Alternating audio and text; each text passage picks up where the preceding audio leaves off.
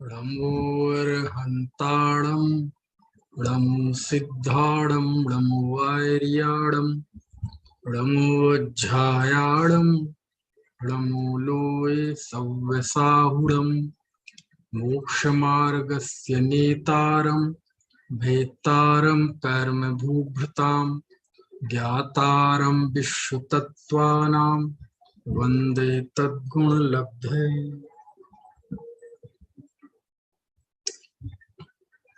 तत्वार्थ सूत्र 9वां अध्याय। कल 45वां सूत्र पढ़ा था। निर्जरा के 10 स्थान, सम्यक दृष्टि, श्रावक, विरत, अनंतानुबंधी वियोजक, दर्शन मोह का खपड़ा करने वाला, उपशम श्रेणी वाला, उपशांत कषाय वाला, क्षपक, क्षीणमोही जिन और संयोगी जिन, इनके क्रमशः असंख्यात गुणी निर्जरा होती है।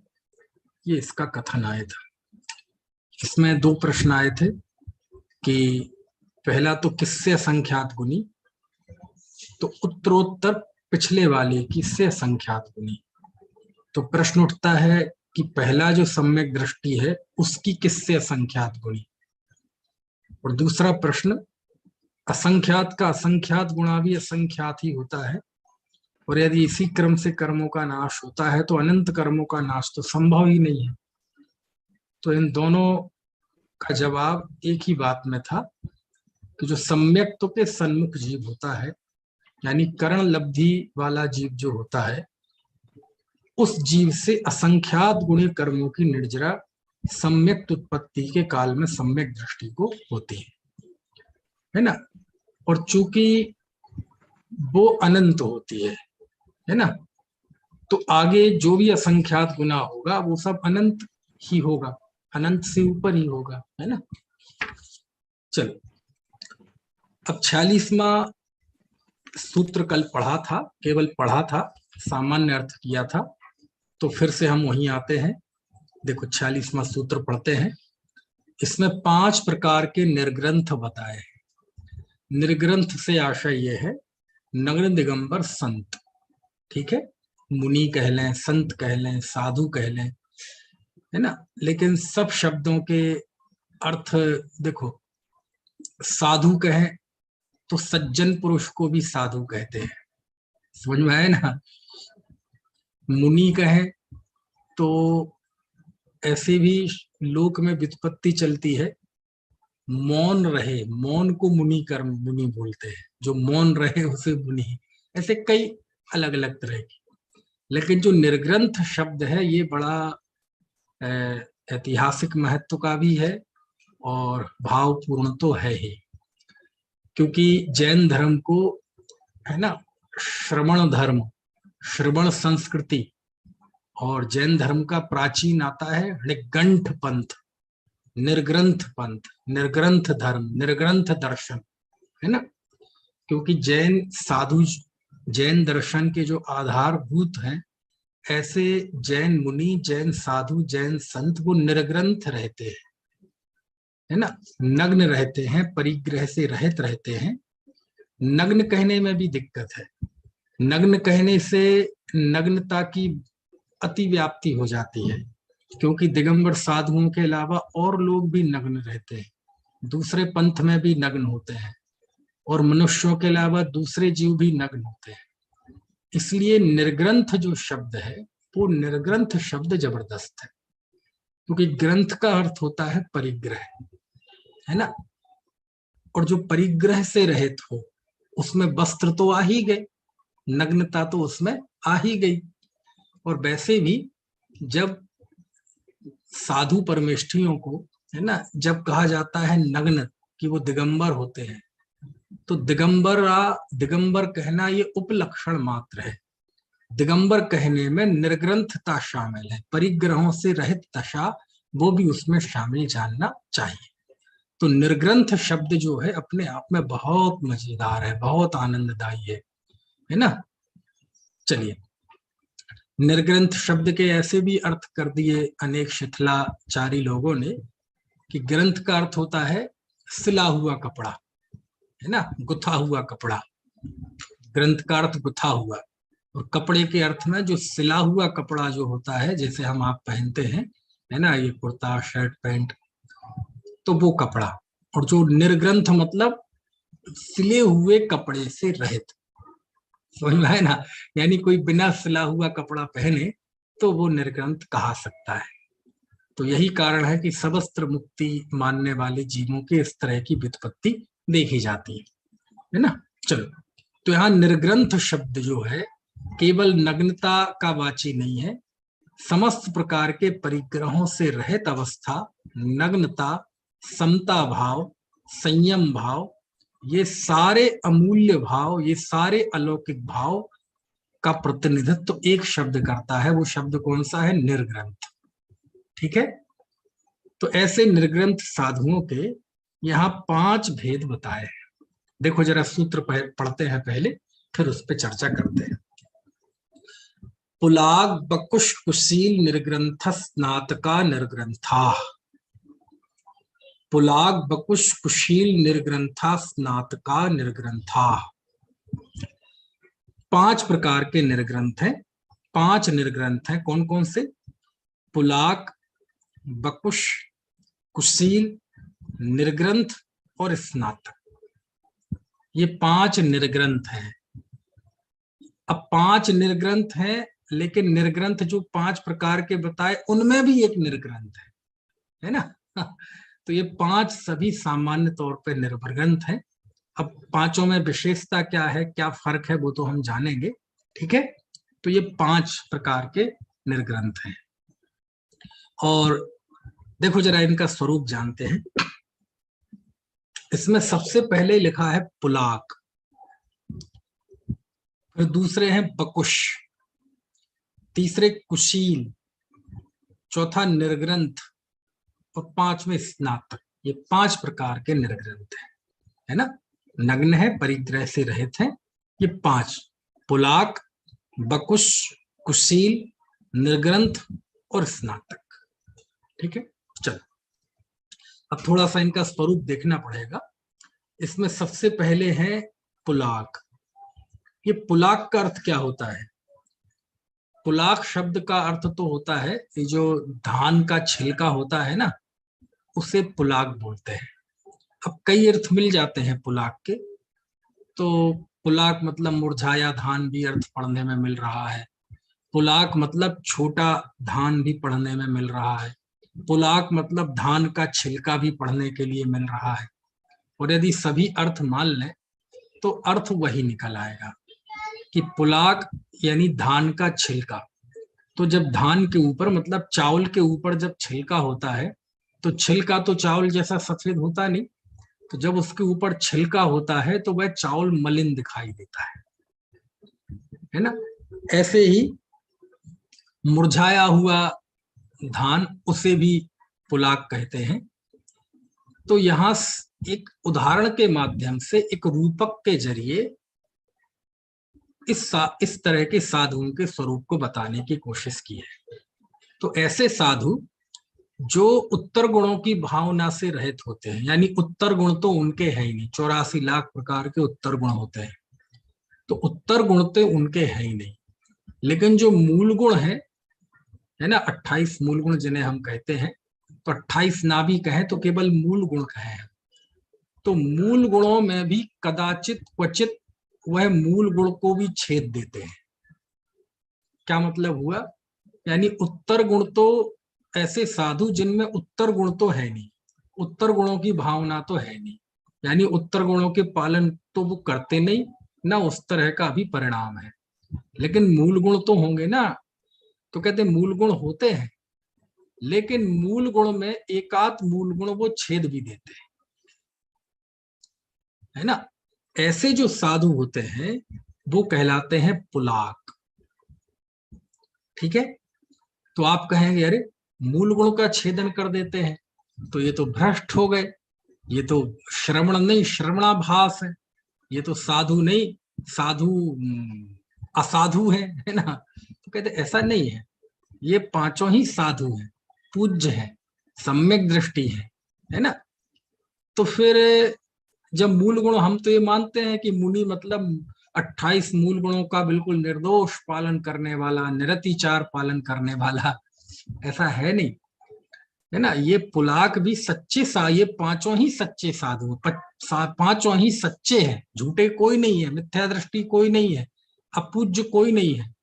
लेकिन पूज्यों में भी इस तरह से कैटेगराइज्ड आचार्य उमा स्वामी देव ने किया है। इसमें पुलाक, इसमें क्या जानना, उत्तर गुणों की भावना है नहीं, और जो मूल गुण है उसमें भी कदाचित कोई एकाध गुण का वो छेदन कर देते हैं, यानी मूल गुणों में पूर्णता नहीं है। तो साहब हमने तो सुना है कि मुनि 28 मूल गुणों का पालन करते हैं, और आप तो कह रहे हैं कि मूल गुण को छेद देते हैं। तो कहते हैं आपने जो सुना है वो भी सही है, और इसमें जो लिखा है वो भी सही है। हो, ऐसा कैसे संभव है? दोनों बातें एक साथ कैसे सही हो सकती हैं? हाँ, दोनों एक साथ, दोनों बातें सही है। कैसे? ये पुलाक नाम के साधु भी 28 मूल गुणों का पालन करते हैं, लेकिन बात क्वचित और कदाचित की है। हमेशा मूल गुण का छेद कर देते हो ऐसा नहीं है, समझ में है ना। हमेशा मूल गुणों का छेद करते हो ऐसा नहीं है, क्वचित। क्वचित मतलब कभी किसी स्थान पर, कदाचित कभी, यानी by the way, rare case है ऐसा कि कभी कदाचित किसी स्थान पर किसी समय में कोई मूल गुणों का छेद हो जाता है। तो छेद हो जाता है तो क्या करते हैं, उसका प्रायश्चित करते हैं, फिर से निर्दोष हो जाते हैं। तो ये प्रवृत्ति जिनमें होती है वो कहलाते हैं पुलाक। वो क्या कहलाते हैं? पुलाक। तो वो जो मूल गुण को छेद दिया वह उसे उपादेय नहीं मानते। वो ये नहीं मानते कि मेरे द्वारा ये अच्छा कार्य होगा, वो भी ये मानते हैं कि गलत हुआ, लेकिन हो गया। अब हो गया, अब हो गया, क्या करें? तो उसको फिर प्रायश्चित करते हैं, है ना। यदि छोटा मोटा हो तो स्वयं आलोचना करते हैं, थोड़ा बड़ा हो गया हो तो अपने आचार्य के समक्ष जाते हैं। अब चूंकि यहाँ तो मूल गुण ही भंग हो गया तो आचार्य से प्रायश्चित लेते हैं। कुल मिला के ये है कि इस तरह का क्वचित कदाचित जो मूल गुण को भी छेद देते हैं, ऐसे मुनि कहलाते हैं पुलाक। कौन कहलाते हैं ऐसे? पुलाक। तो जो मूल गुण छेद दिया तो फिर काय के मुनि रहे? फिर तो मुनि रहे ही नहीं। बोले नहीं, मूल गुण छिद गया ये तो बुरा हुआ, इसे हम अच्छा नहीं कहेंगे, लेकिन वो अंदर में उसे उपादेय नहीं मानते, है ना। गलती को गलती मानना ही अपने आप में बहुत बड़ा पुरुषार्थ है, समझ में है ना। क्योंकि कितने ही जीव होते हैं वो तो गलती को गलती नहीं मानते, गलती को जस्टिफाई करते हैं, इफ बट किंतु परंतु। वो स्वयं जीव अपना वकील बन जाता है और अपनी गलती को गलती नहीं मानता, और कभी कभार तो गलती को भी तारीफ और प्रशंसा के रूप में प्रस्तुत करता है। तो अपनी गलती को कमी मानना, ये इस काम के लिए भी बहुत पवित्रता चाहिए, इसके लिए भी बहुत उज्जवल परिणाम चाहिए, और वो इस जीव के है। समझ में आया ना। इसलिए वो अभी अपूज्य नहीं हुए हैं, भ्रष्ट नहीं हुए हैं, समझ में आया ना। ये भ्रष्ट साधुओं के भेद नहीं है, पांचों सच्चे साधु हैं, पांचों पूजनीय है ना। तो ये पहले नंबर के पुलाक है। ठीक है, क्या है इनकी स्थिति? कि ये उत्तर गुणों की भावना से रहित है, कदाचित किसी मूल गुण में दोष भी लग जाता है और भंग तक हो जाता है। ठीक है, हमेशा नहीं, रोज नहीं, 24 घंटे नहीं, क्वचित कदाचित कभी कभार लग जाए तो फिर उसको शुद्धिकरण भी कर देते हैं। वो जो छेद हुआ उसको वापस उसमें उपस्थापना करते हैं, छेदोपस्थापना करते हैं, है ना। तो इस तरह की स्थिति कहलाती है। कौन सी स्थिति? ये कौन से मुनि कहलाते हैं? पुलाक, है ना। तो ये छेद होते हुए भी ये साधु क्यों है? क्योंकि वो भीतर से उपादेय नहीं मानते, उसे गलती हो गई लेकिन उसको गलती को गलती मानते हैं और उस गलती को सुधारने के लिए कृत संकल्पित रहते हैं। ये जो उनके अंदर की पवित्रता है ये अभी भी बनी हुई है ना। उदाहरण देखो, राजेश अजमेरा जी पूछ रहे हैं उदाहरण। अब उदाहरण तो ऐसा है, देखो अब मान लीजिए कोई है, गृहस्थ है, उसने नियम ले रखा है कि मैं मर जाऊंगा लेकिन रात्रि में पानी नहीं पीऊंगा। अब उसे कोई ऐसी व्याधि हो गई, बहुत ऐसी कोई असह्य पीड़ा हो गई, ऐसी अभी उम्र भी नहीं है कि वह जीव क्या कहते हैं मृत्यु को प्राप्त हो जाए, है ना। तो कदाचित ऐसे दोष भी लग जाते हैं कि उनके पास कोई जी मार्गदर्शन करने आए और वो कह दें कि भाई देखो ऐसी स्थिति है, तो औषधि वगैरह यदि वैद्य ने कहा है तो दे दें, तो कोई दिक्कत नहीं है। अब मुनि है लेकिन ऐसा रात्रि भोजन की ऐसी वो अनुमोदना कर दे तो इस तरह से दोष लग जाते हैं। और कदाचित ऐसा भी होता है कि व्रत ही भंग हो जाए, है ना। अब उदाहरण तो मुझे इस समय याद नहीं आ रहा कि ऐसा कुछ हो जाए कि व्रत भंग हो जाए, समझ में आया ना, लेकिन हो जाता है ना? ठीक है। फिर दूसरे हैं बकुश। ये बकुश कौन होते हैं? बकुश यानी वो जो अनेक प्रकार के चित्र विचित्र क्रियाएं करते हैं, थोड़ी विचित्र। बकुश शब्द में है शबल। शबल यानी होता है विचित्र, चित्र विचित्र, है ना। थोड़ी विचित्र स्थिति इनकी होती है। कैसी विचित्र स्थिति होती है इनकी कि देखो, मूल गुणों को तो अखंडता पालते हैं, इसमें तो कहीं कोई है नहीं। पुलाक तो मूल गुण को भी छेद कर देता था, लेकिन ये जीव जो है मूल गुणों को छेद नहीं करता कभी भी, ये बिल्कुल उसका अखंड पालन करता है। लेकिन कुछ विचित्र सी प्रवृत्ति हो जाती है। कैसी विचित्र प्रवृत्ति? शरीर का संस्कार अथवा उपकरणों का संस्कार, इन चीजों में उनकी थोड़ी सी रुचि रहती है। शरीर का संस्कार मतलब, शरीर का संस्कार मतलब तेल फुलेल लगाना नहीं, मालिश आलिश तेल और मेकअप करना नहीं। शरीर का संस्कार मतलब जैसे आपने देखा होगा कई ऐसे लोग होते हैं, हो सकता है हम साथ वाले ही हों, हमारे आसपास के उठने बैठने वाले हों, हो सकता है दो दो लोग हों, दोनों ही काम करने में बहुत होशियार हों, अपना काम बहुत ईमानदारी से करते हों, बहुत अच्छे हों, मृदुभाषी हों, किसी से मतलब बहुत अच्छे गुण संपन्न हों। लेकिन कोई कोई की ऐसी प्रवृत्ति होती है कि वो मैले कपड़े भी पहने रहेंगे, है ना, बिना प्रेस किए हुए कपड़े भी पहन लेंगे, उस तरफ उनका ज्यादा ध्यान नहीं होता। कई कई दिन तक दाढ़ी नहीं बनाएंगे, दाढ़ी बनी बड़ी रहेगी, पता चले घर से बाहर निकल जाए कंघी तक नहीं करें, समझ में है ना। तो वह ऐसी और उसी भूमिका का एक दूसरा व्यक्ति भी हो सकता है, तो वो अच्छे कपड़े पहनता है, मैले कपड़े पहनना पसंद नहीं, बिना स्त्री के ये कपड़ा पसंद नहीं, बढ़िया क्लीन शेप रहेगा, है ना, बाल भी बराबर बराबर बनाएगा। तो दोनों एक ही भूमिका के हैं, दोनों अच्छे व्यक्ति हैं, लेकिन एक किसी किसी की एक मनोवृत्ति होती है, समझ में आए ना।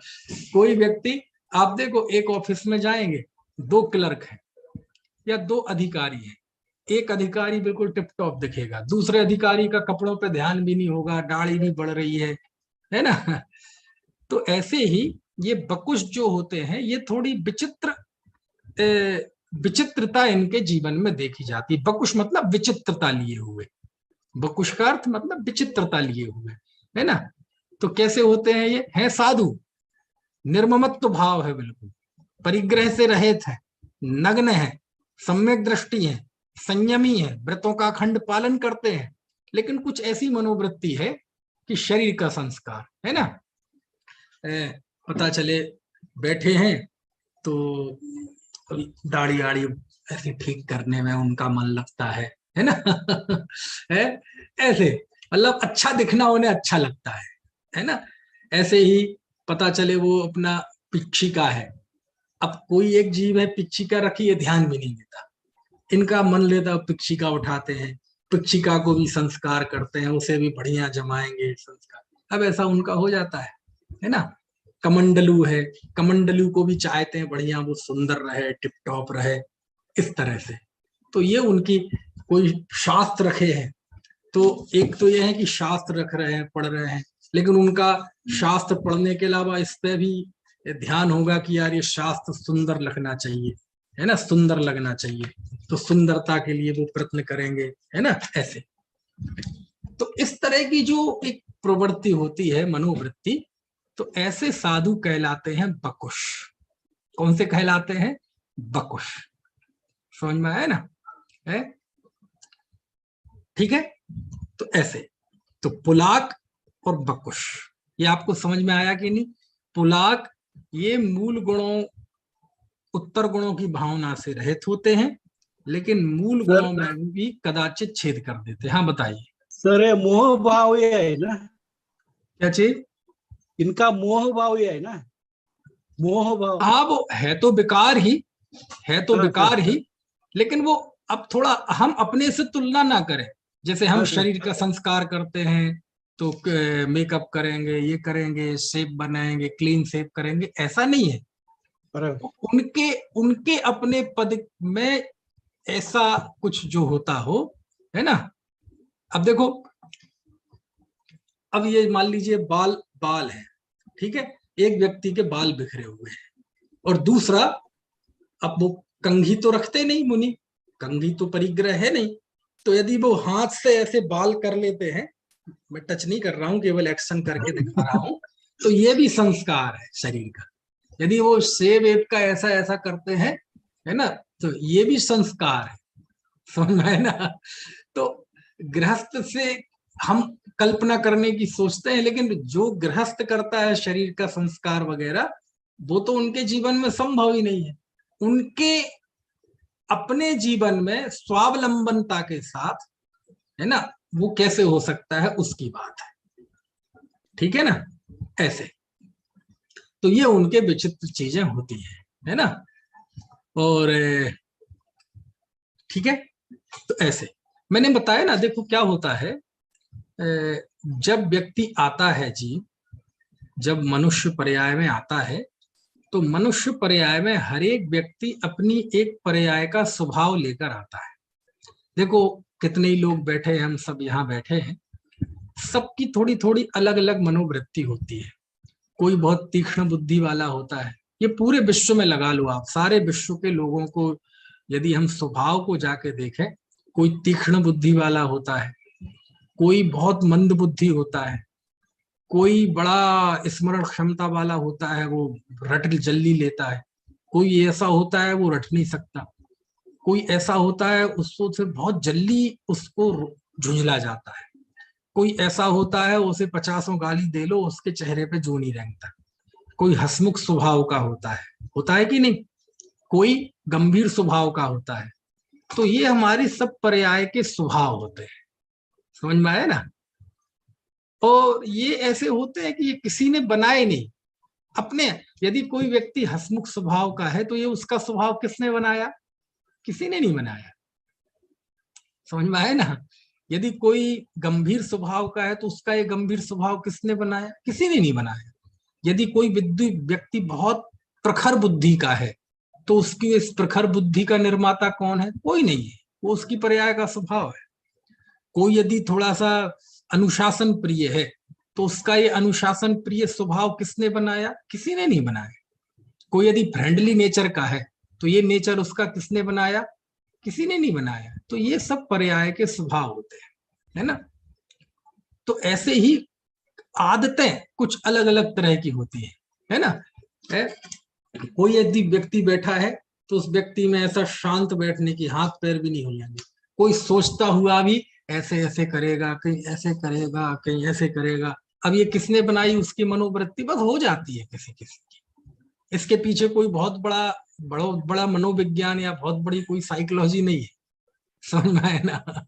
है ना? आप देखो, विद्वान प्रवचन करने वालों में होगा, कोई तो रहेगा बिल्कुल सफा, एकदम क्लीन, यानी हर एक प्रवचन में बिल्कुल जैसे बिल्कुल दाढ़ी सफा चट और एकदम क्रीज। और कोई ऐसा होगा बिल्कुल दाढ़ी आड़ी बढ़ रही है, ये हो रही है, बटन टूट रहा है, ऐसे आ गए। तो ये किसने बनाई? ये मनोवृत्ति किसी ने नहीं बनाई। वो दोनों में कौन अच्छा कौन बुरा, कोई अच्छा बुरा नहीं है, ये बस एक मनोवृत्ति होती है ना? तो ऐसे ही ये बकुश जो साधु है, ये भी निर्ग्रंथ है, ये भी सम्यक दृष्टि है, संयमी है, लेकिन बस ऐसी कुछ मनोवृत्ति है कि उन्हें बस थोड़ा अच्छे अच्छे से शरीर को संभाल लेना, थोड़े उपकरणों को संभाल लेना, है ना, जिस स्थान को बैठे उस स्थान को बढ़िया रखना, शास्त्र है उनको बढ़िया रखना, अच्छा टिप टॉप दिखना, तो ये होता है। समझ में आया ना। तो ये एक होती है मनोवृत्ति, एक स्वाभाविक नेचर होता है व्यक्ति का। तो इस तरह के नेचर वाले जो व्यक्ति होते हैं, लेकिन वो व्रतों का पूरा पालन करते हैं, उनके कोई भी क्रिया ऐसी नहीं होती कि उससे व्रत भंग होता हो। पुलाग वाले को तो व्रत भंग हो जाता है, लेकिन इनके व्रत भंग नहीं होता, तो ऐसे कहलाते हैं बकुश। ठीक है, समझ में आ रही है बात? ऐसा। चलिए, फिर तीसरे हैं कुशील। अब कुशील नाम सुनने से बड़ा बुरा सा लगता है कि ये तीसरे प्रकार के साधु बड़े बुरे होते होंगे, क्योंकि लिखा ना कुशील। कुशील, है ना, क्योंकि हमने तो 5 पापों में एक कुशील सुना है, और उस कुशील की जो इमेज है वो तो हमारे अंदर बहुत बुरी है, तो होना ही चाहिए, वो तो है ही बुरी, उसमें क्या, कुशील तो एक बहुत बड़ा पाप है ही। लेकिन यहाँ साधु के दायरे में कुशील की बात है ना। मिथ्या दृष्टि जो कुशील है वो तो यहाँ छोड़ दो, है ना। ज्ञानी धर्मात्माओं के जीवन में जो कदाचित प्रवृत्ति देखी जाती है उसे छोड़ दो। मुनि के तो कोई विषय सेवन की प्रवृत्ति है नहीं, तो लोक में जिसे कुशील कहते हैं उसकी तो यहाँ बात है। लेकिन कुछ कषाय इनके दिखाई देती है, किस रूप में दिखाई देती है, तो उसकी बात यहाँ है। तो ये कुशील होते हैं, शील यानी होता है स्वभाव, और कु मतलब बुरा स्वभाव। तो यहाँ निर्ग्रंथता, सम्यक दर्शन में, संयम में कोई कमी नहीं है, लेकिन उसके अलावा कुछ है ऐसा व्यक्तित्व का पहलू जिसकी वजह से इन्हें कुशील कहा जा रहा है। और वो 2 प्रकार के कुशील होते हैं, एक प्रतिसेवना कुशील और एक कषाय कुशील। इसमें क्या होता है कि ये मूल गुणों में तो पूर्ण है, लेकिन उत्तर गुणों में कभी कभी गुणों की विराधना कर देते हैं। कौन?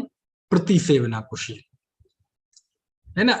इसके लिए दृष्टांत भी ऐसा पढ़ने में आता है कि पता चले, जैसे गर्मी के दिन है ना, गर्मी के दिन अब वो जैसे पैर धोते हैं अपने, है ना, पैर धोते हैं, मंदिर में प्रवेश करना हो या, है ना, तो कदाचित कैसे भी तो पैर धोते हैं।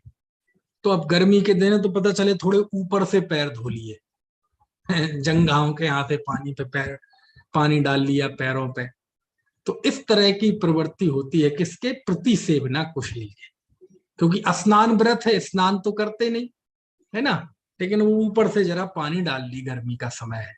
तो इस तरह की जो प्रवृत्ति होती है ना, तो वो कहलाती है प्रतिसेवना कुशील। यानी मूल गुणों का तो पालन करते हैं, लेकिन उत्तर गुणों में विराधना वो कर देते हैं। उपादेय नहीं मानते, इसलिए वो सम्यक दृष्टि है, मुनि है, और चूंकि वो विराधना हो जाती है तो इसलिए वो प्रतिसेवना कुशील है। और दूसरे हैं कषाय कुशील।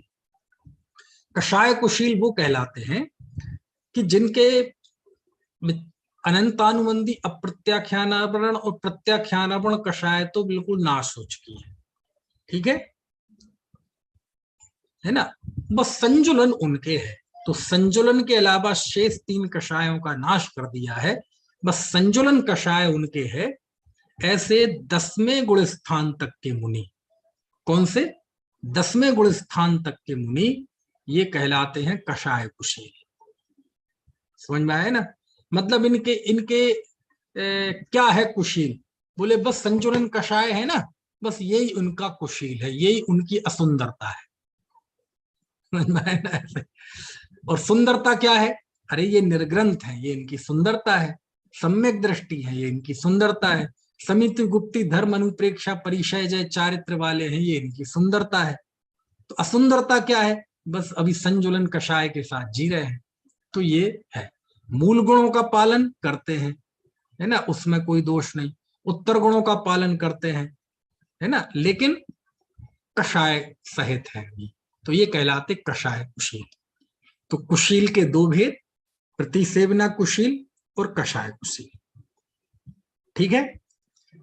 फिर चौथे हैं निर्ग्रंथ। ये निर्ग्रंथ कौन होते हैं? तो जिन्होंने कषाय का नाश कर दिया है, ऐसे जो 12वें गुण स्थान वर्ती क्षीण मोही मुनि है, 12वें गुण स्थान का नाम क्षीण मोह है ना, तो क्षीण मोह है ना गुण स्थान वर्ती अथवा उपशम वाले भी, उनको कहते हैं निर्ग्रंथ। ठीक है, ग्रंथ यानी परिग्रह, परिग्रह ममत्व परिणाम को कहते हैं, ममत्व परिणाम यानी विकार कषाय, और जिसने कषाय का पूरी तरह नाश कर दिया हो अथवा उपशम कर दिया हो, ऐसे जीव कहलाते हैं निर्ग्रंथ, है ना। गुण स्थान परिपाटी में 11वें गुण स्थान में अथवा 12वें गुण स्थान में ये दोनों गुण स्थानवर्ती जीव कहलाते हैं कौन से? निर्ग्रंथ। वैसे ये पांचों की एक संज्ञा निर्ग्रंथ है, लेकिन पांचों में भी एक निर्ग्रंथ है। पांचों की जब एक संज्ञा निर्ग्रंथ कही जाए तो वहां निर्ग्रंथता का अर्थ है दिगंबरत्व, बाहर से दिगंबर और भीतर से दिगंबर। लेकिन जब ये चौथा भेद आए निर्ग्रंथ, तो यहाँ निर्ग्रंथता अर्थ है वीतरागता, यानी कषाय का जिसने पूरी तरह से नाश कर दिया है। तो एक ही सूत्र में निर्ग्रंथ शब्द का 2 बार प्रयोग है, लेकिन समुच्चयवाजी जो निर्ग्रंथ शब्द है जिसके ये पांचों भेद हैं, उस निर्ग्रंथ का तो अर्थ है अंतरंग बहिरंग नग्नता। और ये इसमें जो चौथा भेद है निर्ग्रंथ, यहाँ निर्ग्रंथ का अर्थ है वीतराग, यानी जिसने कषाय का नाश कर दिया, बिल्कुल भी कषाय का अंश शेष नहीं हो, है ना। ऐसे जीव कहलाते हैं निर्ग्रंथ। फिर 5वें हैं स्नातक। अच्छा, स्नातक कौन होते हैं जी? स्नातक, स्नातक में स्नात मूल धातु है, जिसका अर्थ होता है वेद और पूर्णता। वेद मतलब ज्ञान, जहां ज्ञान समाप्त हो जाए, समाप्ति सूचक शब्द है स्नात, है ना। तो जहां ज्ञान समाप्त हो जाए, ज्ञान समाप्त हो जाए मतलब जिस जीव ने, ज्ञान समाप्त कब होता है? ज्ञान समाप्त होने का मतलब अज्ञानी तो होता ही नहीं, ज्ञान कभी नष्ट तो होता नहीं, लेकिन समाप्त यानी ज्ञान इतना विकसित हो जाए, इतना विकसित हो जाए कि इसके आगे अब कोई ज्ञान की सीमा नहीं है। तो इस तरह केवल ज्ञानी जो हो जाता है उसे कहते हैं स्नातक। केवल ज्ञानी को क्या कहते हैं? स्नातक। यानी 13वें गुण स्थानवर्ती संयोग केवली जिन जो है वो स्नातक कहलाते हैं। ठीक है, 4 घाती कर्मों का नाश करने वाले वो स्नातक कहलाते हैं, है ना।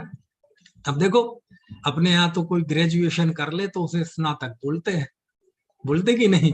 बीए करने वाले को स्नातक, कला स्नातक। बीएससी करने वाले को कहते हैं विज्ञान स्नातक।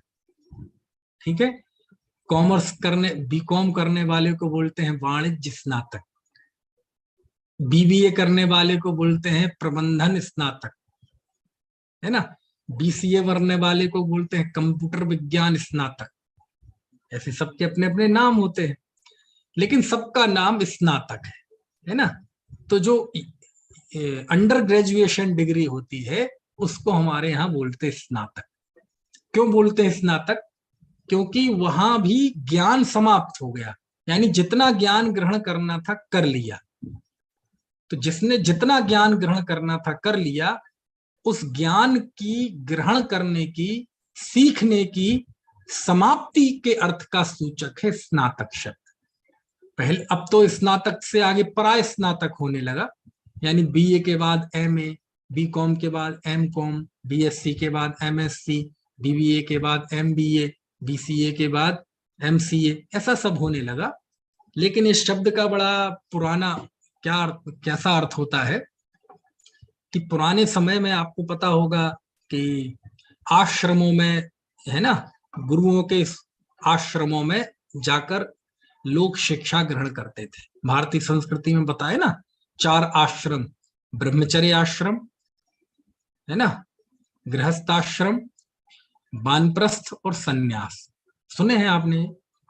तो पहले 25 साल में तक तो होता था ब्रह्मचर्य आश्रम, यानी बच्चा पैदा होता था और कुछ वर्षों बाद उसे गुरुओं के गुरुकुल में भेज दिया जाता था और वह वहां शिक्षा ग्रहण करता था, वो कहलाता था ब्रह्मचर्य आश्रम। तो वहां जो शिक्षा ग्रहण करता था उसके बाद वो घर आता था वहां से तो फिर वो विवाह करता था, उसे बोलते थे गृहस्थाश्रम। ठीक है। तो जब वह गुरुकुल में अपनी शिक्षा पूरी करता था, और जब शिक्षा पूरी करने के बाद जब वो गुरुकुल छोड़ता था, तो उस समय एक संस्कार होता है, उसको बोलते थे स्नातक। समझ में आया ना? यानी उसकी शिक्षा पूरी हो गई, उसका ज्ञान पूरा हो गया। और उस समय ये शब्द बने ना, दीक्षांत समारोह, कन्वोकेशन, विश्वविद्यालय में होता है ना कन्वोकेशन, दीक्षांत समारोह। तो वो ही होता था कि जब उसकी शिक्षा पूरी हो जाती थी और जब वो घर जाता था गृहस्थ आश्रम में प्रवेश करने के लिए, तो उसकी शिक्षा के ग्रहण करने की अंत वहां आ जाता था। और उस समय उसका, अब चूंकि आपको पता है ब्राह्मण संस्कृति में कर्मकांड बहुत है ना, तो उस समय आखिरी समय में उसको एक विशेष प्रकार का मंत्रोच्चार पूर्वक स्नान कराया जाता था।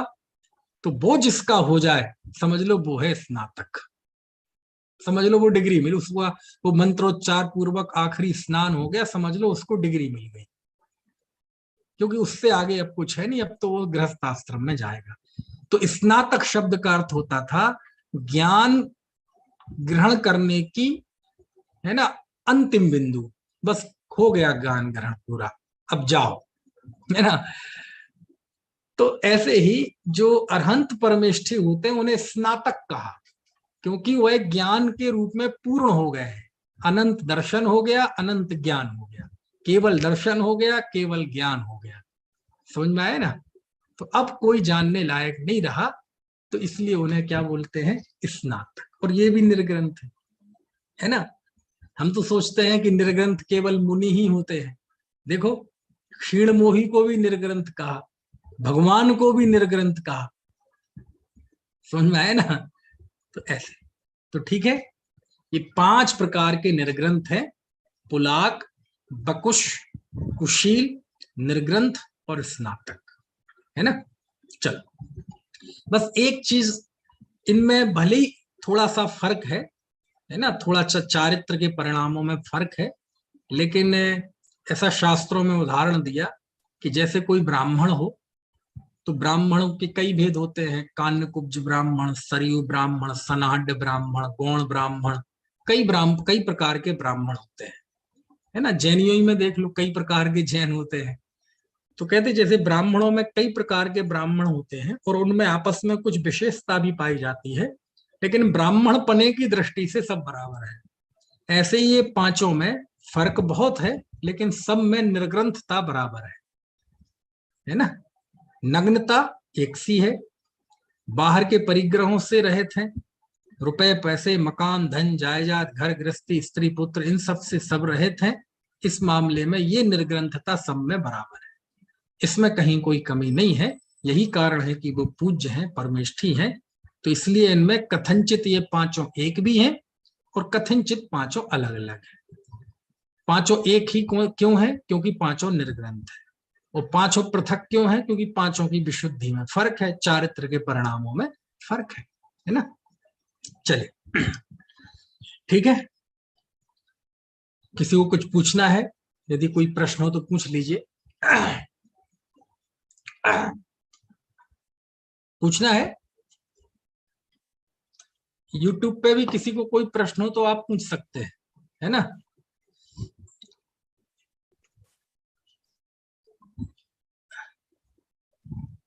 चलिए, 5 मोक्षगामी है। हाँ, 5 सम्यक दृष्टि है भाई। निर्ग्रंथ और स्नातक के विषय में तो किसी को कोई दिक्कत है नहीं। सारी प्रश्न खड़े होंगे तो किसके विषय में? पुलाक और बकुश के विषय में, क्योंकि विचित्रता इन्हीं में होती है। समझ में है ना? होती है कई बार, थोड़ा सा इसको ऐसे समझना पड़ेगा। आप देखो, एक बैच में मान लीजिए लिस्ट आई, है ना, इंटरव्यू हुए, 50 IAS की लिस्ट आई कि इनका चयन हुआ है।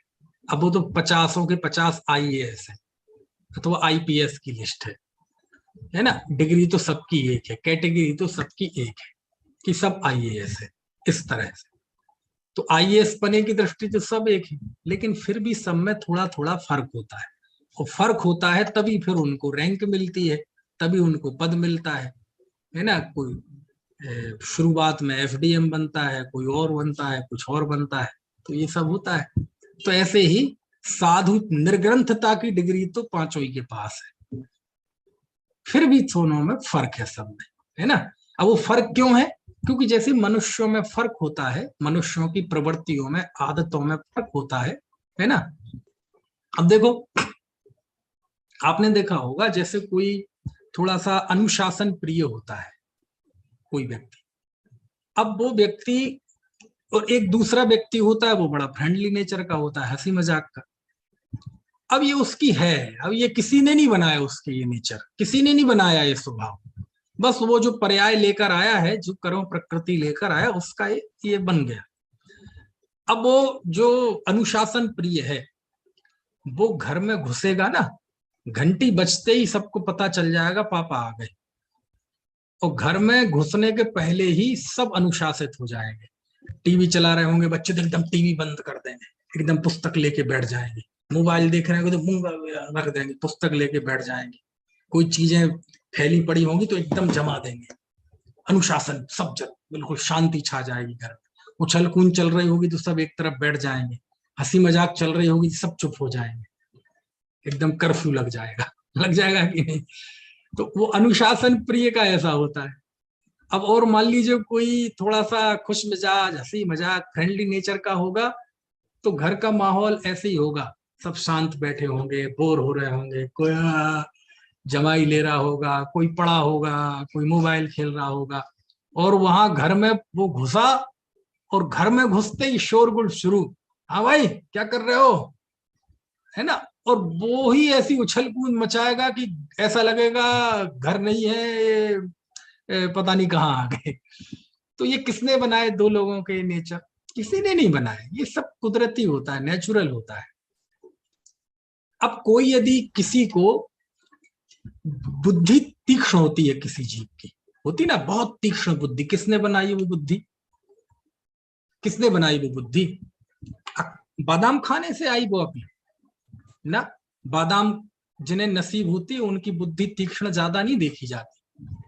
देखना बड़े बड़े आविष्कार करने वाले, बड़े बड़े विद्वान, दार्शनिक सब वैसे हुए जिन्हें बचपन में बादाम नसीब नहीं हुई, अखरोट नसीब नहीं हुए, अच्छा खाना नसीब नहीं हुआ।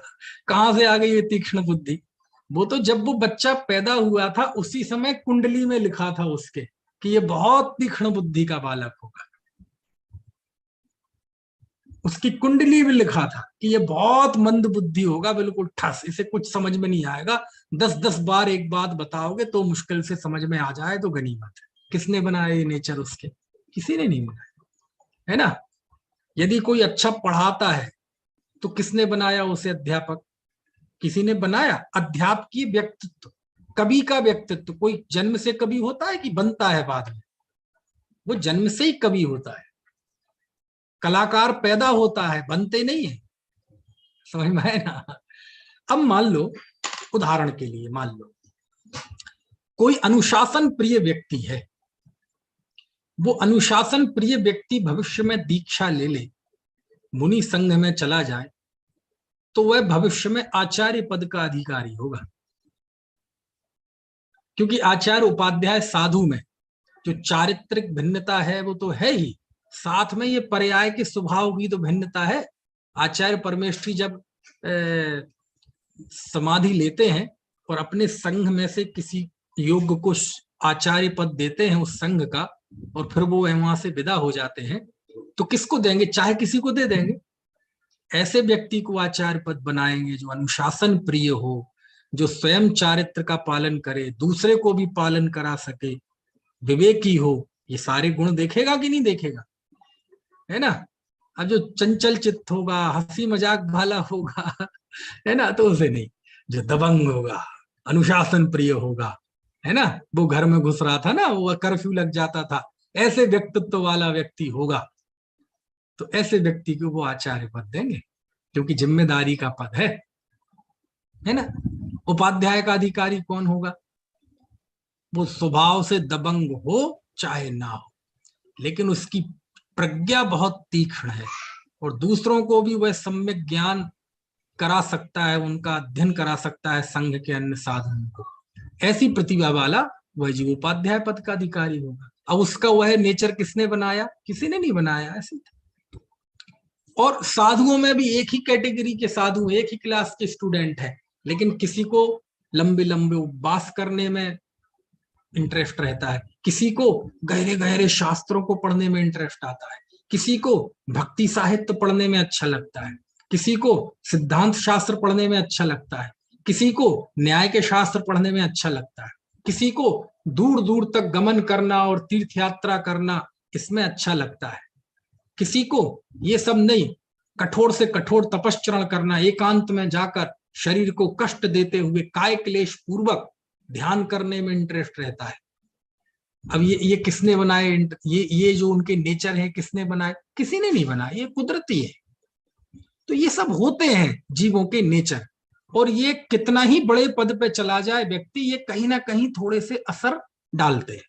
हंसमुख व्यक्ति अध्यापक बन जाएगा तो भी हंसमुख रहेगा, इंजीनियर बन जाएगा तो भी हंसमुख रहेगा, डॉक्टर बन जाएगा तो भी सबसे हंस के बात करेगा, है ना।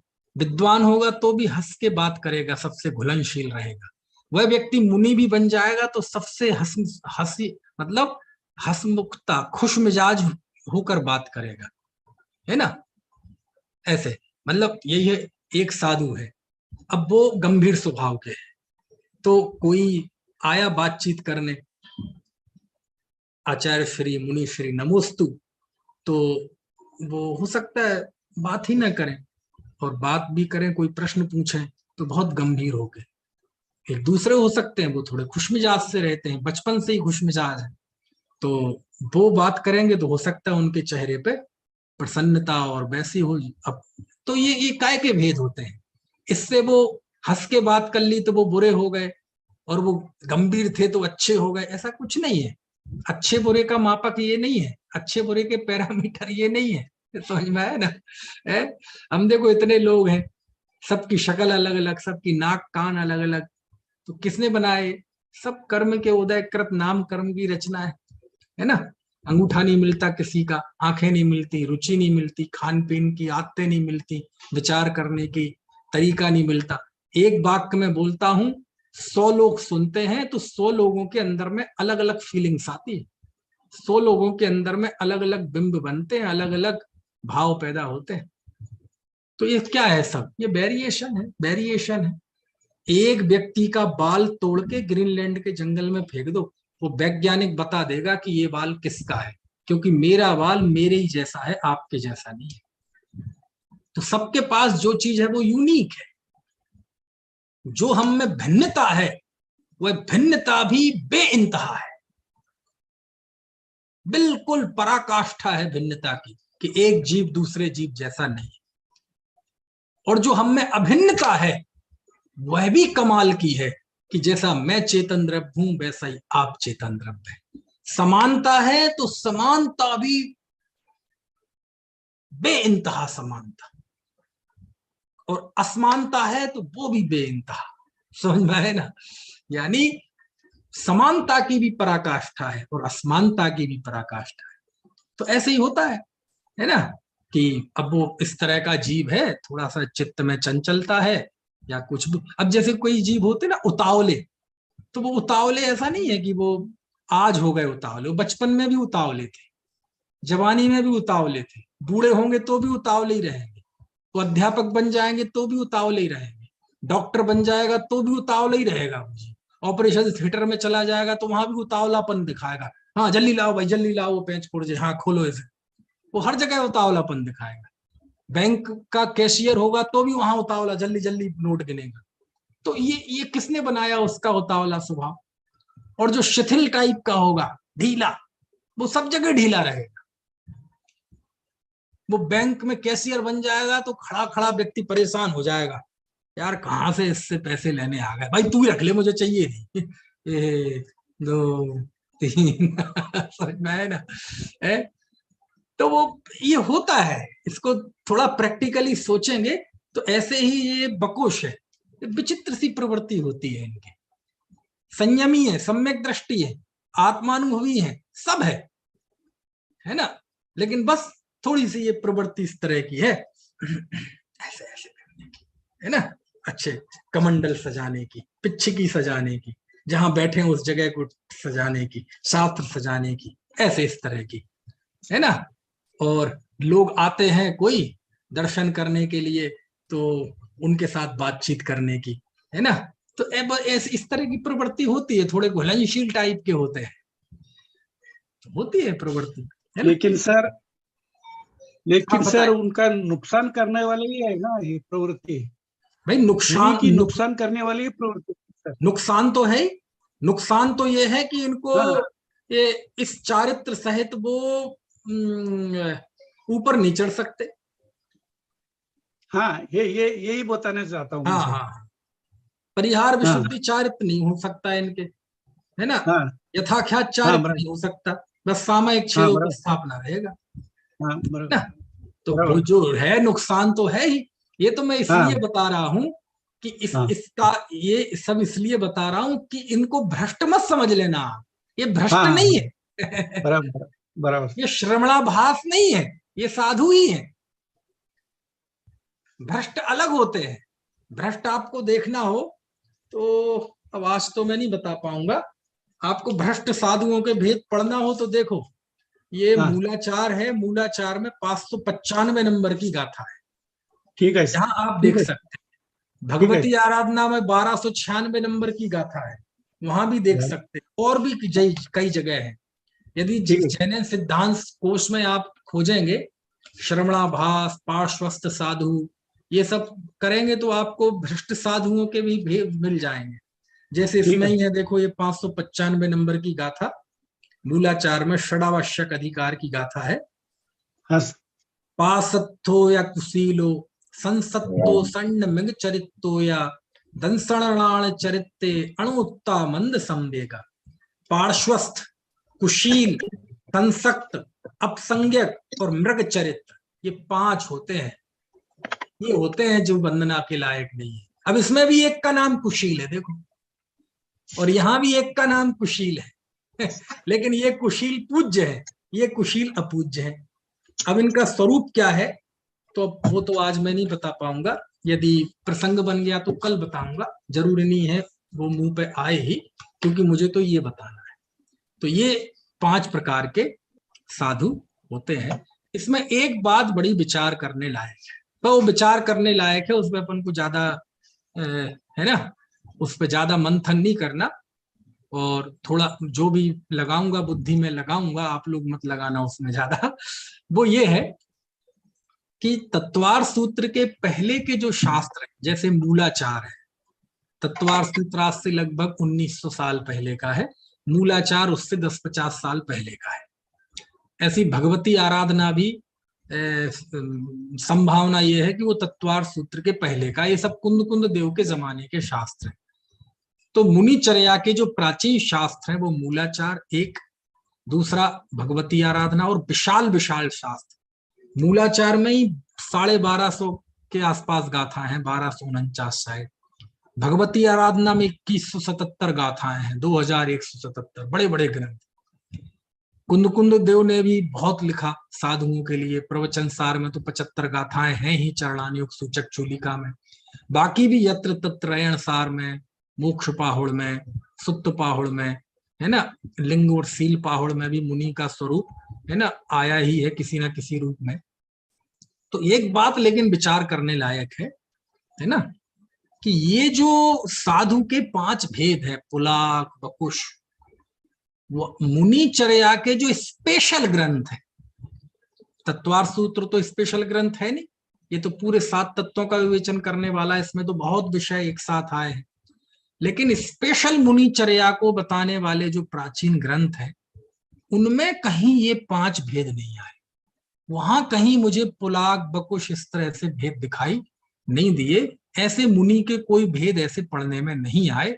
भ्रष्ट मुनियों के तो भेद पढ़ने में आए, पार्श्वस्थ, है ना, अभी जो मैंने गाथा सुनाई थी, कुशील, अवसन्न, मृग चरित। लेकिन पुलाक आदि सच्चे साधुओं के ऐसे भेद तत्वार सूत्र के पहले मुझे पढ़ने में नहीं मिलते, है ना। तो अब वो कैसे नहीं मिलते, क्यों नहीं मिलते, ये तो पता नहीं इसका निष्कर्ष क्या निकलेगा, लेकिन ये बात मुझे मस्तिष्क में थोड़ी सी मन में आई, मेरे मस्तिष्क में थोड़ी सी मुझे थोड़ा सा क्या कहिए पेन दिया इस बात ने, कि जो हमारे मुनिचर्या के महान ग्रंथ है, प्राचीन ग्रंथ है, प्रामाणिक ग्रंथ है, उनमें कहीं नहीं मिलते ये, है ना। और उसके बाद तत्वार्थ सूत्र में आते, और एक बार तत्वार्थ सूत्र में आ गए तो फिर तो उनकी टीकाओं में टीकाकार बताएंगे ही उसका स्वरूप कैसे ना कैसे, कुछ ना कुछ, तो फिर वो आ गए तो फिर वो चल पड़े। लेकिन मुनि धर्म के जो प्राचीन शास्त्र उसमें कहीं इस तरह के भेद नहीं मिलते, है ना। ये मेरे मन में एक बात आई, अब इस पे और चिंतन करूंगा मैं, आप लोग चिंता नहीं कीजिएगा ज्यादा, ठीक है। चलो, समय हो गया है, बाकी की चर्चा कल करें। अब चलेगा ये अभी, है ना, कल भी चलेगी क्लास, अभी लगातार चलेगी, सैटरडे संडे ऑफलाइन क्लास नहीं है हमारी, है ना, इसलिए अब चलेगी लगातार, 30 तारीख तक लगातार चलेगी, है ना। फिर 31, 1, 2, 3, 4 दिन बंद रहेगी। जावाणी के ज्ञान ते सूझे लोकालोक, सोवाणी मस्तक नमो सदा दे तुम।